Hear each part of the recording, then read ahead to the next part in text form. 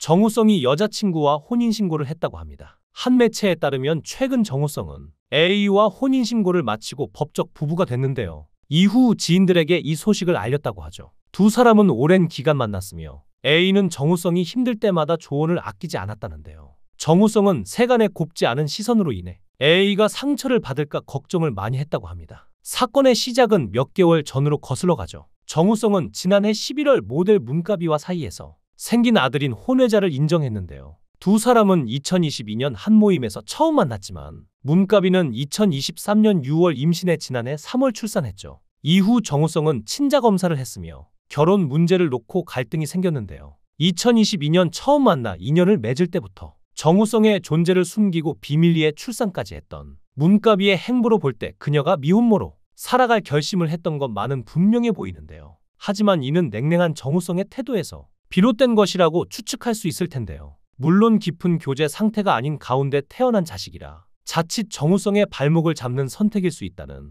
고심을 했을 수는 있죠. 그러나 정우성이 그녀를 받아들여 가정을 꾸리기로 결심했다면 문가비가 이를 마다할 리가 없습니다. 세상에 그 어느 여성이 평생 미혼모로 살아가길 자원할 리가 없죠. 그동안 임신은 물론 출산 사실까지 꼭꼭 숨기며 힘든 은둔 생활을 이어가던 문가비가 갑자기 이 사실을 고백한 글의 행간에서 정우성에 대한 서운한 감정이 느껴집니다. 문가비가 마음을 바꾸게 된 정확한 계기는 알 수 없으나 최근 들어 정우성을 둘러싼 열애설이 다시 불거지기 시작한 것과 무관하지 않아 보이는데요. 25일엔 정우성에게 또 다른 여자가 있다는 보도가 나왔죠. 매체는 이 여성을 비연애인 여성으로만 지칭했으나 온라인상에는 회계사라는 풍문도 나돌고 있는데 정우성과 함께 찍은 인증샷도 퍼지고 있으나 사실 여부는 확실치 않지만 문가비가 유쾌할 리 없겠죠. 사실 문가비는 결혼을 해서 아이에게 가정을 꾸려주고 아빠를 만들어주고 싶었지만 정우성은 양육비와 출산 비용은 지급하겠지만 결혼은 하지 않겠다고 완강히 거절했다고 합니다. 당시 아티스트 컴퍼니는 문가비 씨가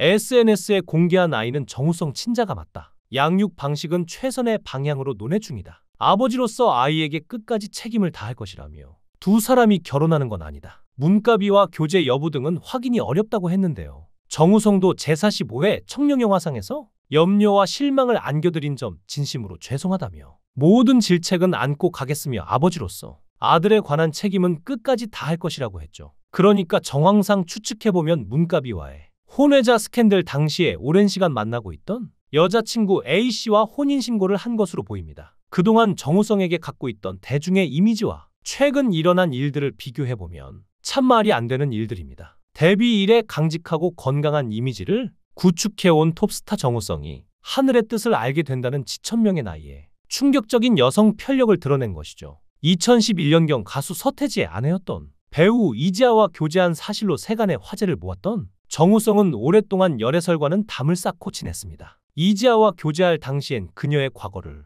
알지 못했던 정우성이 피해자라는 동정론이 일면서 오히려 그에게 쿨하면서도 다정한 남성의 이미지를 안겨줬죠. 그러면서 배우로서의 커리어를 차곡차곡 쌓아온 정우성은 절친 이정재와 함께 대한민국을 대표하는 미남 배우이자 성공한 연예인으로 자리매김했습니다. 이따금 들리는 소소한 열애설은 그의 청렴하고도 건강한 이미지에 어떠한 흠집도 내지 못했는데요. 이달 초 불거진 배우 신현빈과의 열애설도 소속사의 발빠른 대응으로 금세 무마됐습니다. 하지만 정우성이 왜 문가비의 아들은 책임진다면서 혼인신고는 하지 않냐는 말에 많은 사람들은 재산을 언급했는데요. 정우성은 CF 한 편당 7억 원 이상을 받았는데 광고 수익이 400억 원이 넘고 부동산은 200억 원 이상을 보유하고 있죠. 이걸 최소 수익만 잡아도 600억입니다. 물론 결혼을 하면 잘 살겠지만 이혼을 하게 되면 한국에서는 무서운 법칙이 있죠. 가성비 5년, 약속의 10년 법칙인데요. 5년을 살면 재산의 30%,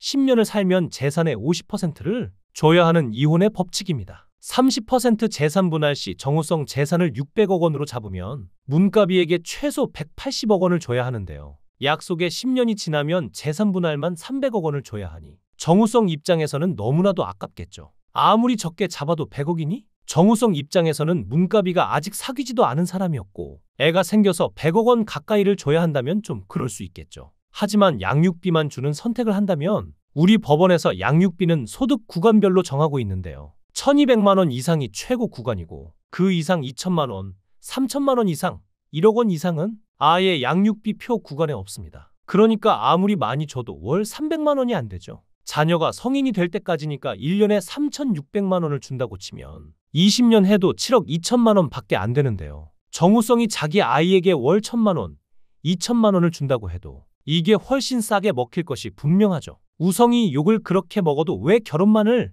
안 하려는지 이제야 이유를 알 것 같은데요. 결혼이 훨씬 리스크가 크기 때문입니다. 하지만 결과적으로 이미 아이는 태어났고 부모의 역할은 엄마로서 아빠로서 충분히 해줘야 합니다. 특히나 혼외자 논란은 자녀에게 큰 스트레스를 줄 수 있습니다. 아이가 혼란스러워하거나 사회적 압박을 느낀다면 심리적으로 아끼고 사랑해줘야 할 텐데요. 부디 이런 논란 속에서 아이가 아픔 없고 구김 없이 사랑만 받으며 자랐으면 하는 마음입니다. 또한 어쨌거나 정우성의 도의적 책임은 지고 어떻게든 책임지려고 한 것을 보면 애가 생겼을 때 나 몰라라 하는 사람들보다는 차라리 정우성 같은 사람이 낫다고 하는 네티즌들의 반응도 있는데요. 이런 사건이 한바탕 지나가고 오랜만에 들려온 소식이 바로 정우성과 오랜 연인의 혼인신고 소식인 것입니다. 연예계 공식 노총각이자 많은 사람들의 워너비이던 정우성이 오랜 연인과 혼인신고를 했다는 건 참 축하할 일이지만 문갑이 그리고 혼외자의 존재 때문에 많은 이들의 축복을 받긴 어려운 것 같은데요. 처음에는 정우성도 다른 연예인과 다르게 화려하게 데뷔했지만 정우성은 일도 사랑도 놓치지 않은 것으로 유명했습니다. 그 일이 있기 전까지 말이죠. 그는 당시 연예계 분위기와 달리 자신의 연애에 대해 거리낌 없이 공개적이었고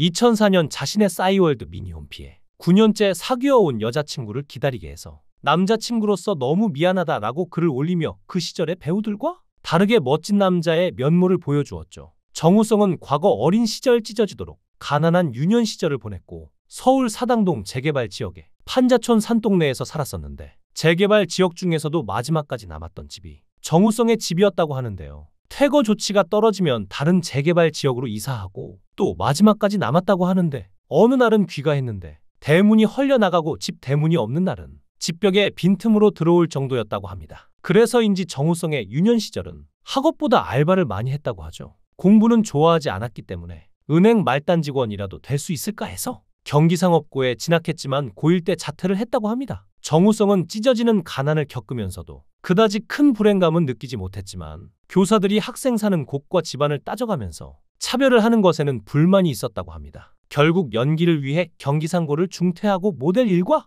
알바를 겸업하다 센스민트 광고를 통해 처음으로 대중들에게 얼굴을 알리게 되었습니다. 이렇게 고생했던 과거가 있기에 아이만큼은 끝까지 책임지려고 하는 정우성인 만큼 그리고 새롭게 가정을 꾸리는 만큼 이미 태어난 아들에게도 새로 맞이할 가정에도 부디 평화가 가득하길 바랍니다. 귀한 시간 내서 영상을 끝까지 시청해 주셔서 대단히 감사합니다. 더 좋은 영상으로 꼭 보답하겠습니다. 구독과 좋아요 부탁드립니다. 강산TV였습니다.